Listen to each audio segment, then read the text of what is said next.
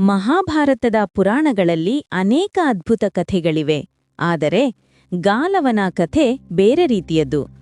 ಇದು ಗುರುಭಕ್ತಿ, ಧೈರ್ಯ ಮತ್ತು ದೈವಿಕ ಸಹಾಯದ ಅದ್ಭುತ ಕಥೆ. ಈ ಕಥೆ ಹೇಗೆ ಶುರುವಾಯಿತು ಎಂದರೆ, ಒಮ್ಮೆ ಯಮಧರ್ಮನು ಮಹರ್ಷಿ ವಿಶ್ವಾಮಿತ್ರರನ್ನು ಪರೀಕ್ಷಿಸಲು ನಿರ್ಧರಿಸಿದ. ಅವನು ವಸಿಷ್ಠರ ರೂಪ ತಾಳಿ ವಿಶ್ವಾಮಿತ್ರರ ಆಶ್ರಮಕ್ಕೆ ಬಂದು ಭೋಜನವನ್ನು ಬಡಿಸುವಂತೆ ಕೇಳಿದ. ವಿಶ್ವಾಮಿತ್ರರಿಗೆ ಇದು ಆಶ್ಚರ್ಯವಾಯಿತು, ಏಕೆಂದರೆ ವಸಿಷ್ಠರು ಮತ್ತು ವಿಶ್ವಾಮಿತ್ರರ ನಡುವೆ ಹಿಂದೆ ಕೆಲವು ವಿಷಯಗಳಿಂದಾಗಿ ವೈರತ್ವ ಇತ್ತು. ಆದರೆ ಅತಿಥಿ ಸೇವೆ ಮಾಡುವುದು ಧರ್ಮ ಎಂದು ಭಾವಿಸಿ ವಿಶ್ವಾಮಿತ್ರರು ಪರಮಾನ್ನವನ್ನು ಸಿದ್ಧಪಡಿಸಲು ಹೊರಟರು. ಆದರೆ ಅವಸರದಲ್ಲಿ ಅವರು ಶಾಸ್ತ್ರೋಕ್ತವಾದ ಅರ್ಘ್ಯಪಾದ್ಯಾದಿ ಸತ್ಕಾರಗಳನ್ನು ಮಾಡಲು ಮರೆತುಬಿಟ್ಟರು. ಅಷ್ಟರಲ್ಲಿ ಸುತ್ತಮುತ್ತಲಿನ ಆಶ್ರಮಗಳಿಂದ ಬಂದ ಋಷಿಗಳು ವಸಿಷ್ಠರಿಗೆ ಸರ್ವೋಪಚಾರಗಳನ್ನು ಮಾಡಿ ಮೃಷ್ಟಾನ್ನ ಭೋಜನವನ್ನು ಮಾಡಿಸಿದರು. ಪರಮಾನ್ನದ ಪಾತ್ರೆಯನ್ನು ಹಿಡಿದುಕೊಂಡು ಬಂದ ವಿಶ್ವಾಮಿತ್ರರಿಗೆ ವಸಿಷ್ಠರು ಹೇಳಿದರು, ನಾನಾಗಲೇ ಭೋಜನ ಮಾಡಿಯಾಯಿತು, ನೀನು ಇಲ್ಲಿಯೇ ಇರು. ಇದನ್ನು ಕೇಳಿದ ವಿಶ್ವಾಮಿತ್ರರು ಕಠೋರ ವ್ರತನಿಷ್ಠರಾಗಿದ್ದರಿಂದ ಪರಮಾನ್ನದ ಪಾತ್ರೆಯನ್ನು ಕೈಯಲ್ಲಿ ಹಿಡಿದುಕೊಂಡು ಅಲ್ಲಿಯೇ ನಿಂತುಬಿಟ್ಟರು. ಸಂವತ್ಸರಗಳು ಕಳೆದವು. ವಿಶ್ವಾಮಿತ್ರರು ಅಲ್ಲಾಡದೆ ಏಕಧ್ಯಾನದಲ್ಲಿ ನಿಶ್ಚೇಷ್ಟರಾಗಿ ಗಾಳಿಯನ್ನೇ ಆಹಾರವಾಗಿ ಸೇವಿಸುತ್ತಾ ನಿಂತಿದ್ದರು. ಈ ಸಮಯದಲ್ಲಿ ಅವರ ಶಿಷ್ಯ ಗಾಲವ ಎಂಬುವನು ಅವರಿಗೆ ವಿಶೇಷ ಪ್ರೀತಿಯಿಂದ ಸೇವೆ ಮಾಡುತ್ತಿದ್ದ. ಕೆಲವು ಕಾಲ ಕಳೆದ ನಂತರ ಯಮಧರ್ಮನು ಪುನಃ ವಸಿಷ್ಠರ ರೂಪದಲ್ಲಿ ಅಲ್ಲಿಗೆ ಬಂದ. ಆಶ್ಚರ್ಯಕರವಾಗಿ ವಿಶ್ವಾಮಿತ್ರರ ಕೈಯಲ್ಲಿದ್ದ ಪಾಯಸ ಇನ್ನೂ ಬಿಸಿ ಬಿಸಿಯಾಗಿ ಹಾಗೇ ಇತ್ತು. ಸಂತೋಷದಿಂದ ಅದನ್ನು ಸೇವಿಸಿ ಬ್ರಹ್ಮರ್ಷಿಯನ್ನು ಹರಸಿ ಹೊರಟು ಹೋದ.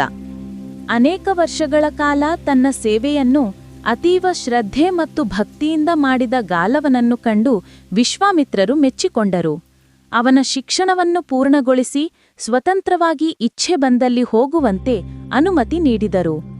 ಆದರೆ ಗಾಲವ ಸಾಂಪ್ರದಾಯಿಕವಾಗಿ ಗುರುದಕ್ಷಿಣೆ ಕೊಡಬೇಕಲ್ಲ ಎಂದು ಗುರುಗಳನ್ನು ಕೇಳಿದ.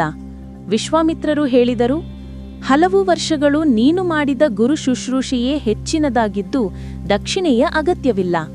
ಆದರೆ ಗಾಲವನ ಮನಸ್ಸು ಕೇಳಲಿಲ್ಲ. ಗುರುದಕ್ಷಿಣೆಯಾಗಿ ಏನು ಕೊಡಲಿ ಎಂದು ಅವರನ್ನು ಪದೇ ಪದೇ ಒತ್ತಾಯಿಸಿದ. ಗಾಲವನ ಹಠ ಕಂಡ ಗುರುಗಳಿಗೂ ಸ್ವಲ್ಪ ತಾಳ್ಮೆಯ ಮಿತಿ ತಪ್ಪಿತು. ಅವರು ಹೇಳಿದರು, ಚಂದ್ರನಂತೆ ಬಿಳುಪಾಗಿಯೂ ಒಂದು ಕಿವಿ ಮಾತ್ರ ಕಪ್ಪಗಿನ ಲಕ್ಷಣವುಳ್ಳ 800 ಕುದುರೆಗಳನ್ನು ನನಗೆ ಶೀಘ್ರವಾಗಿ ತಂದುಕೊಡು. ಇಂತಹ ಕಠಿಣ ಪರೀಕ್ಷೆ ಎದುರಾಗುವುದೆಂದು ಗಾಲವ ಊಹಿಸಿರಲಿಲ್ಲ. ತಾನಾದರೂ ನಿರ್ಧನ ಬ್ರಾಹ್ಮಣ, ಗುರುಗಳು ಹೇಳಿದ ವಿಶೇಷ ಲಕ್ಷಣವುಳ್ಳ ಕುದುರೆಯನ್ನು ಎಲ್ಲಿಂದ ತರುವುದು, ಹೇಗೆ ತರುವುದು ಎಂಬುದು ತಿಳಿಯದಾಯಿತು.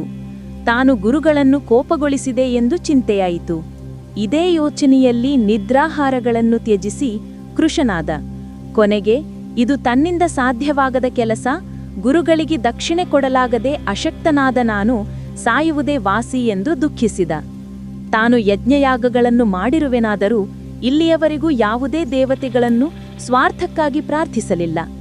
ಈಗ ನನಗುಳಿದ ದಾರಿ ಒಂದೇ ಎಂದು ಯೋಚಿಸಿ ಕೊನೆಯದಾಗಿ ಮಹಾವಿಷ್ಣುವನ್ನು ಧ್ಯಾನಿಸುತ್ತಾ ಶರಣು ಹೋದ. ಅದೇ ಸಮಯಕ್ಕೆ ಗಾಲವನ ಸ್ನೇಹಿತನಾದ ಗರುಡನು ಆಕಾಶ ಮಾರ್ಗದಲ್ಲಿ ಹೋಗುತ್ತಿದ್ದವನು ವಿಷ್ಣುವಿನಿಂದ ಪ್ರೇರೇಪಿತನಾಗಿ ಸ್ನೇಹಿತನಲ್ಲಿಗೆ ಬಂದು ಅವನ ದುಃಖಕ್ಕೆ ಕಾರಣವೇನು ಎಂದು ಕೇಳಿದನು. ನಡೆದ ವಿಚಾರವನ್ನು ವಿಸ್ತಾರವಾಗಿ ವಿವರಿಸಿದ ಗಾಲವ. ಗರುಡನು ಮಿತ್ರನನ್ನು ಸಂತೈಸಿ ಹೇಳಿದ, ಧನವಿಲ್ಲದಿದ್ದರೆ ನೀನು ಇಚ್ಛಿಸಿದ ಕುದುರೆಗಳು ಸಿಗುವುದಿಲ್ಲ. ಆದ್ದರಿಂದ ಸತ್ಕುಲದಲ್ಲಿ ಜನಿಸಿರುವ ಧಾರ್ಮಿಕನಾದ ರಾಜನಲ್ಲಿ ನೀನು ಕೇಳಿಕೊಂಡದ್ದೇ ಆದರೆ ನಿನ್ನ ಕಾರ್ಯ ನಡೆಯುವುದು. ಭೂಲೋಕದಲ್ಲೇ ಮಾನವಶ್ರೇಷ್ಠನಾದ ಪರಮಧರ್ಮಿಷ್ಠನಾದ ಸೋಮವಂಶಜ ಯಯಾತಿ ಎಂಬ ರಾಜನಿದ್ದಾನೆ. ಅಲ್ಲಿಗೆ ಹೋಗೋಣ. ಇಬ್ಬರೂ ಯಯಾತಿಯಲ್ಲಿಗೆ ಬಂದರು. ವಿಶ್ವಾಮಿತ್ರನ ಶಿಷ್ಯನಾದ ಗಾಲವನನ್ನು, ವಿಷ್ಣುವನ್ನು ಹೊತ್ತು ತಿರುಗುವ ಗರುಡನನ್ನು ಯಯಾತಿ ರಾಜೋಚಿತವಾಗಿ ಸತ್ಕರಿಸಿದ. ಗಾಲವ ಗುರುದಕ್ಷಿಣೆಯ ರೂಪದಲ್ಲಿ ವಿಶ್ವಾಮಿತ್ರರಿಗೆ ಕೊಡಲು 800 ಕುದುರೆಗಳನ್ನು ಕೊಡುವಂತೆ ಯಯಾತಿಯಲ್ಲಿ ಪ್ರಾರ್ಥಿಸಿದ.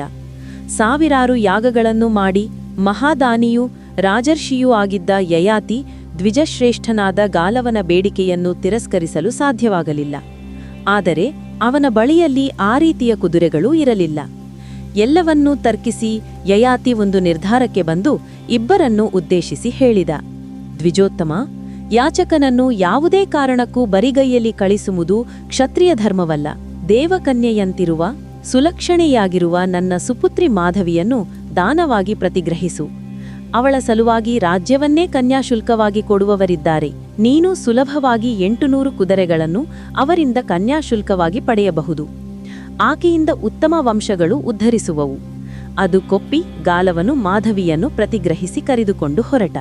ಮಾಧವಿ ಸಾಮಾನ್ಯ ರಾಜಪುತ್ರಿಯಲ್ಲ. ಅವಳಿಂದ ಗಾಲವ ಹೇಗೆ 800 ಕುದುರೆಗಳನ್ನು ಪಡೆದುಕೊಂಡ?